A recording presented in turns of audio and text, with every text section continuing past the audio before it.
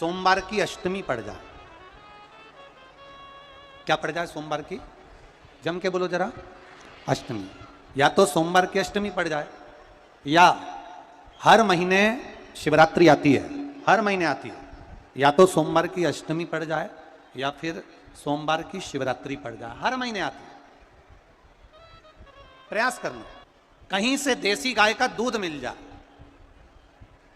थोड़ा सा दूध देसी गाय का मिल जाए, थोड़ा सा दूध देसी गाय का, थोड़ा सा दूध अगर प्राप्त हो जाए, बेलपत्री के पत्ते से दूध कटोरी में लेकर, मात्र बेलपत्री के पत्ते से एक एक बूंद अगर दूध, आप एक बूंद अगर ज्यादा ना मिला हो, एक चम्मच भी अगर आपको दूध देसी गाय का मिल गया हो, और सोमवार की अष्टमी पड़ जाए या सोमवार की, जम के बोलो, शिवरात्रि पड़ जाए, उसमें केवल अगर देसी गाय का दूध मिल जाए, जर्सी गाय का नहीं हो, देसी गाय का अगर दूध मिल जाए, बेलपत्री के पत्ते से, तुम्हारे घर के अंदर अगर शिवलिंग है या मंदिर में शिवलिंग है या तुम्हारे नजदीक में कोई शिवलिंग है, उस पर बूंद बूंद, एक एक बूंद अगर शिवलिंग पर दूध समर्पित कर रहे हो, श्री शिवाय नमस्तुभ्यम, नमः शिवाय, या षडाक्षर मंत्र ओम नमः शिवाय, या 33 अक्षर का मंत्र महामृत्युंजय मंत्र, इसका स्मरण कर कर शिव जी पर देसी गाय का दूध समर्पित कर कर इस बेलपत्री को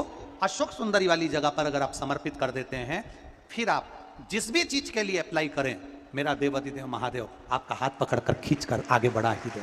मेहनत करना, कर्म पूरा करना, पढ़ाई अच्छी करना, और पढ़ाई के साथ में विद्या अध्ययन करने के साथ में अच्छी मेहनत के साथ में देसी गाय का दूध भगवान शंकर को समर्पित करना, भगवान शंकर को समर्पित करना, देसी गाय का दूध धीरे धीरे धीरे धीरे समर्पित करें, भावों के साथ आप समर्पित करें। देसी गाय का दूध एक एक बूंद समर्पित करें, धीरे धीरे समर्पित करें। और देसी गाय का दूध जब धीरे धीरे समर्पित करें, बड़े रास्ते से, आनंद से धीरे धीरे जब आप समर्पित करेंगे, बेलपत्री वही दूध में सनी हुई बेलपत्र अशोक सुंदरी वाली जगह पर, उस समय पर डंडी का भाग शिवलिंग की ओर नहीं होना चाहिए, उस समय पर डंडी का भाग जहां से पानी बहकर जाता है अशोक सुंदरी की ओर से, वहां पर होना चाहिए। कार्य में सफलता मिलती ही।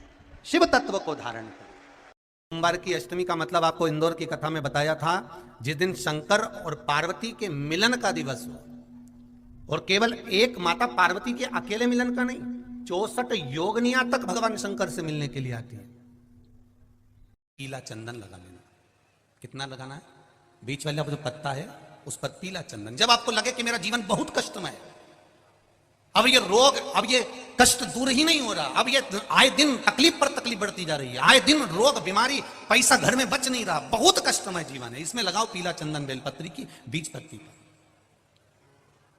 महाराज,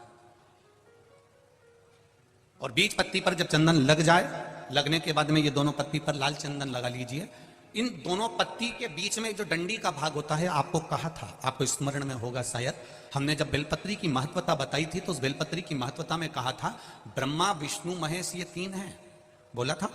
बीच में ये बड़ी पत्ती से लेकर जो 2 पत्तियां होती हैं, इनके बीच में जो जगह बचती है, इसमें मां पार्वती के 64 योगनियां, मां पार्वती अपनी पूर्ण सिद्धि के साथ में जितनी भी देवी के स्वरूप हैं, वो माता 64 योगनियां देवी के स्वरूप में यहां पर विराजमान होती हैं।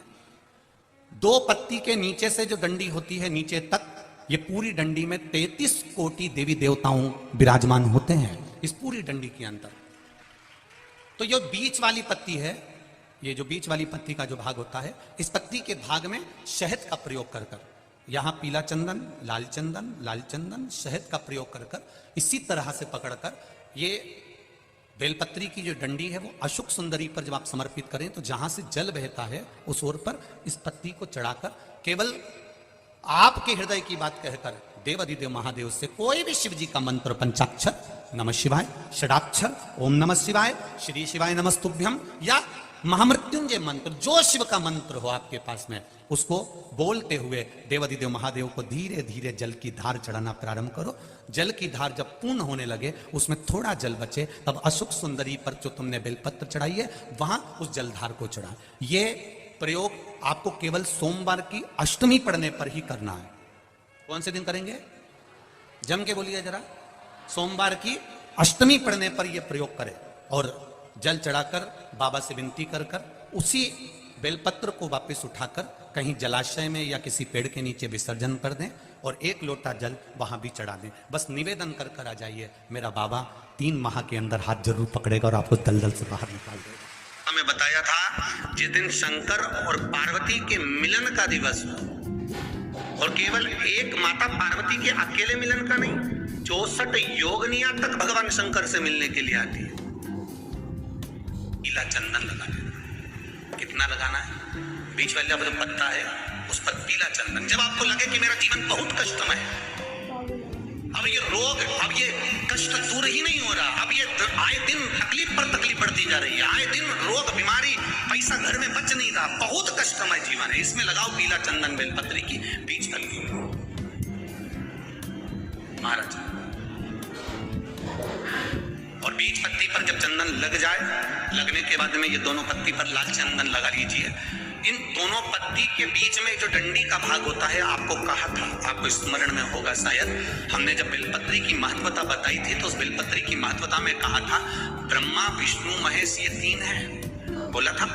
बीच में ये बड़ी पत्ती से लेकर जो 2 पत्तियां होती हैं, इनके बीच में जो जगह बचती है, इसमें माँ पार्वती के 64 योगनिया, माँ पार्वती अपनी पूर्ण सिद्धि के साथ में जितनी भी देवी के स्वरूप हैं, वो माता 64 योगनिया देवी के स्वरूप में यहाँ पर विराजमान होती हैं। 2 पत्ती के नीचे से जो डंडी होती है नीचे तक, ये पूरी डंडी में 33 कोटि देवी देवताओं विराजमान होते हैं इस पूरी डंडी के अंदर।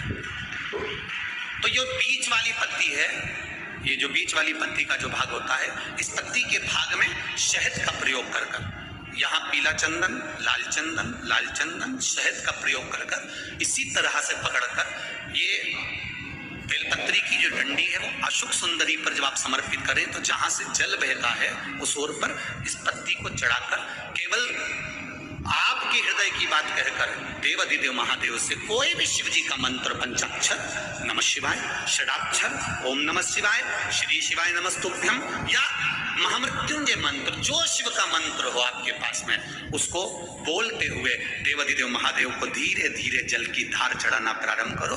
जल की धार जब पूर्ण होने लगे, उसमें थोड़ा जल बचे, तब अशोक सुंदरी पर जो तुमने बेलपत्र चढ़ाई है वहां उस जलधार को चढ़ा।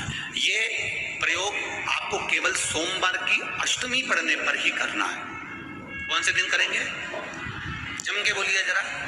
सोमवार की अष्टमी पढ़ने पर यह प्रयोग करें और जल चढ़ाकर बाबा से विनती कर कर उसी बेलपत्र को वापस उठाकर कहीं जलाशय में या किसी पेड़ के नीचे विसर्जन कर दें और एक लोटा जल वहां भी चढ़ा दें। बस निवेदन कर कर आ जाइए, मेरा बाबा 3 माह के अंदर हाथ जरूर पकड़ेगा और आपको दलदल से बाहर निकालेगा।